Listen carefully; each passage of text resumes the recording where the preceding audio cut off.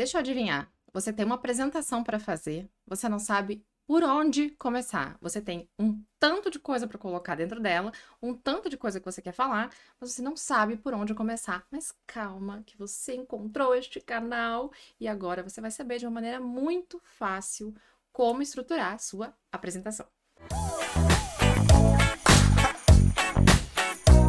Seja muito bem-vinda, muito bem-vindo ao meu canal. Meu nome é Helena Zambuja. Pra te avisar que esse aqui não é um canal que fica cheio de enrolação e que você vai ter um vídeo enorme, imenso. Você vai ter que pescar tudo que vai acontecer aqui. Eu sou bem objetiva, eu não tenho paciência pra ficar vendo vídeo longo também. Então eu imagino que você é igual a mim e você quer uma informação rápida que você pode usar agora no momento do desespero, que provavelmente é quando você for procurar isso no Google. A apresentação é chata quando ela não é feita da maneira certa. Qual é o seu ponto de partida? Como é que você vai começar a fazer uma apresentação? Como diria a nossa saudosa Alice, o gato, a Alice pergunta para o gato: para onde eu devo ir? Se você não sabe para onde você quer ir, qualquer caminho serve. Alice toda chapada da droga do cogumelo, né? Mas isso depende de qual o seu objetivo, onde você deseja ir. Isso parece bobo, mas é muito frequente que isso não seja pensado quando a gente parte para escrever uma apresentação. Normalmente a gente tem, eu preciso apresentar esse trabalho, mas isso não é o objetivo. O objetivo de apresentar o trabalho não é apresentar o trabalho, senão fica o cachorro correndo atrás do rabo. O objetivo que você tem que ter em mente é o que você quer que a sua audiência entenda ao final da sua apresentação. O que você quer de transformação nessa audiência, nesse estado de audiência, entre o início da sua apresentação e o final. Por isso que eu gosto de começar pelo fim. É contra-intuitivo, não é? Mas começar pelo fim faz com que a gente consiga entender exatamente quais são os passos que eu tenho que seguir para conquistar meu objetivo. Não deixa de ser igual um planejamento de vida. Ah, mas eu não tenho planejamento de vida. Pois é, mas deveria. O planejamento, ele tem que ser feito com base na meta, no objetivo que você tem e quais são os passos que vão te levar a conquistar aquele objetivo. Na apresentação é a mesma coisa, você precisa saber exatamente qual é o objetivo. Tendo esse objetivo em mente, você vai construindo de trás para frente o que você quer. Ou seja, qual é a ação que eu quero ao final dessa apresentação? Onde eu quero que, e agora vem um porém, não é você o protagonista dessa história. É a sua audiência. Afinal de contas, se você vai apresentar alguma coisa para alguém, não é simplesmente para que essa pessoa te veja linda, bela, maravilhosa, ou lindo, belo e maravilhoso. Sim, porque você quer que essa pessoa receba esse comunicado, receba essa informação de alguma forma. Então, o que eu quero que essa minha audiência faça no final? Qual é o objetivo dessa apresentação? Que ação e que resultado eu espero ao final dessa apresentação? Você já conhece o Nico? Não, né? Ele é o Nico. Eu amo gatos e café. Você também. Então vamos lá. Uma vez que você já tem o que você quer que essa audiência faça ao final da sua apresentação, o que ela consiga conquistar, o que ela vai ter que compreender, qual a ação que ela tem que tomar. Quando isso está claro, anotado num papel, claro, você passa para a sua próxima etapa, que é construir o seu propósito, o seu objetivo, porque você é que vai setar o GPS dessa apresentação. É você que vai dizer exatamente o que essa audiência vai prestar atenção. A nossa mente funciona preenchendo lacunas. A gente faz as inferências de acordo com as pistas que a gente recebe. Quanto menos pistas, maior é a chance de as pessoas inferirem o que elas quiserem. Então a gente precisa dar as pistas certas. Para cada história tem um conjunto de pistas que você precisa fornecer para que a sua audiência consiga chegar no lugar em que você escolheu para ela chegar. Então, quais seriam os seus tipos de objetivos? Você quer que essas pessoas entendam algo? Então você vai explicar. Você precisa convencer alguém? Então, ao final, você quer que a audiência tome alguma providência, tome algum tipo de ação?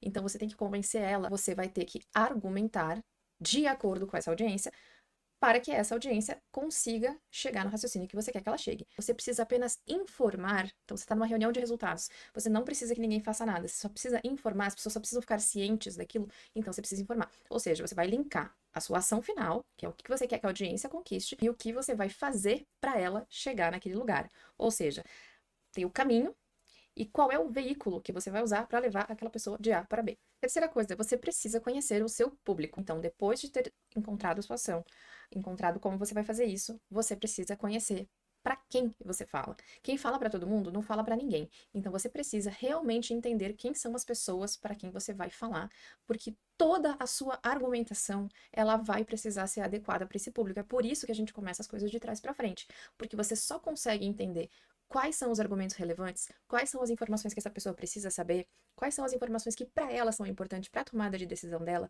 Não se trata do que você quer falar, e sim do que essa pessoa precisa escutar, do que essa pessoa precisa ouvir para o quê? Para fazer aquilo que você quer que ela faça ao final. Lembrem-se disso. Você é o mestre deste barco. Então, é você que está com o leme desse barco, você que está com a direção desse ônibus, desse carro, para levar essas pessoas. Então, não são elas que decidem o que elas fazem. Idealmente, é você que leva elas até aquela direção. Então, você precisa saber exatamente o que é importante para elas, como elas pensam, como elas sentem, o que para elas é importante, como é o dia a dia delas, quais são as dores que elas sentem. Ou seja, precisa conhecer a sua audiência. E lembrando que é a sua audiência que é o foco. É o que é importante para ela que é importante para você. Não o que é importante para você que precisa ser dito. A sua audiência é o herói da sua história. Depois a gente tem um vídeo aqui falando dos arquétipos e de como contar uma boa história. Vocês já devem ter ouvido falar bastante sobre storytelling e como você usa a jornada do herói. E simplificadamente, eu trouxe aqui nesse canal um vídeo maravilhoso que você pode assistir aqui sobre quem é o herói dessa história. Mas é a sua audiência. E a palavra de ordem para compreender a sua audiência, e a partir daí é a palavra de ordem que vai reger todo o seu caminho ali para frente, é empatia. Se você não consegue se colocar no lugar daquela audiência e compreender profundamente o que é importante para ela, você não consegue desenvolver uma apresentação tão boa quanto você poderia.